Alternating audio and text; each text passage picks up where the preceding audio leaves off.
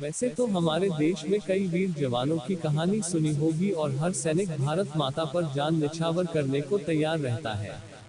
चाहे वो अब्दुल हमीद हो या बाबा हरभजन सिंह, इनमें एक उत्तराखंड का वीर सैनिक जसवंत सिंह रावत का भी नाम आता है। उत्तराखंड के वीर सपूत जसवंत सिंह रावत, जिन्होंने अकेले दम पर 300 चीनी सैनिकों को मौत के घाट उतार दिया था। जब भी भारत में वीर सैनिकों की बात जब भी आती है तो मात्र उत्तराखंड ही नहीं, हर भारतवासी बड़ी श्रद्धा से जसवंत सिंह का नाम लेता है। जसवंत सिंह रावत उत्तराखंड के पौड़ी गढ़वाल जिले के रहने वाले थे। 19 अगस्त 1941 को उत्तराखंड के पौड़ी गढ़वाल के बरयून में जन्म हुआ था। उनके पिता गुमन सिंह रावत थे। कौन जानता था ये बालक ने आगे चलकर वीरता का ऐसा इतिहास लिखा। ये कहानी 1962 में भारत और चीन के बीच के युद्ध की है। इस युद्ध में 72 घंटे तक एक जवान बॉर्डर पर टिका रहा था। जसवंत सिंह रावत ने अकेले बॉर्डर पर लड़कर 24 घंटे चीन के सैनिकों को रोककर रखा था। चीनी सेना ने अरुणाचल प्रदेश के रास्ते भारत पर हमला कर दिया था। चीन का भारत के इस क्षेत्र पर कब्जा करने का उद्देश्य था। सेना की एक बटालियन नूरानान पुल की सुरक्षा के लिए तैनात की गई। इस कंपनी में जसवंत सिंह भी शामिल थे। चीन की सेना भारत पर लगातार हावी होती जा रही थी। इस वजह से भारतीय सेना ने गढ़वाल राइफल की 4ठी बटालियन को वापस बुला लिया गया, मगर इसमें शामिल जसवंत सिंह, गोपाल गुसाई और लांस नायक त्रिलोकी सिंह नेगी वापस नहीं लौटे। ये तीनों सैनिक एक बनकर से लगातार फायर कर रहे थे और चीनी मशीन गन को छुड़ाना चाहते थे। तीनों जवान चट्टानों में छिपकर भारी गोलीबारी से बचते हुए चीन की सेना के बनकर तक आ पहुंचे। इसके बाद सिर्फ 15 यार्ड की दूरी से इन्होंने हैंड ग्रेनेड फेंका और चीन की सेना के कई सैनिकों को मारकर मशीन गन छीन लाए।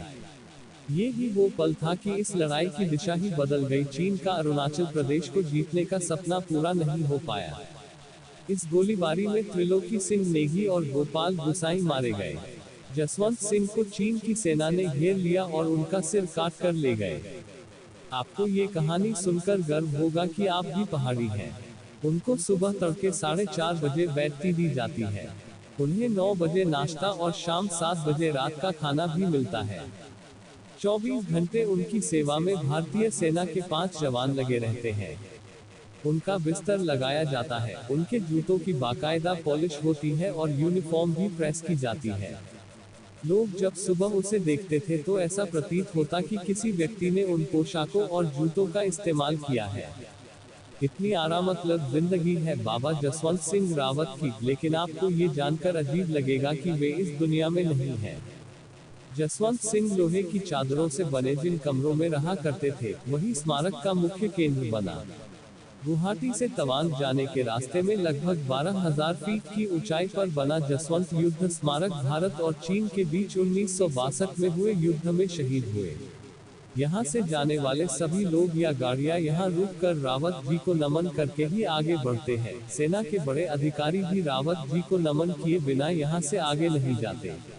17 नवंबर 1962 को भारत चीन युद्ध में अदम्य साहस दिखाते हुए जसवंत सिंह रावत ने 22 वर्ष की आयु में शरीर छोड़ दिया।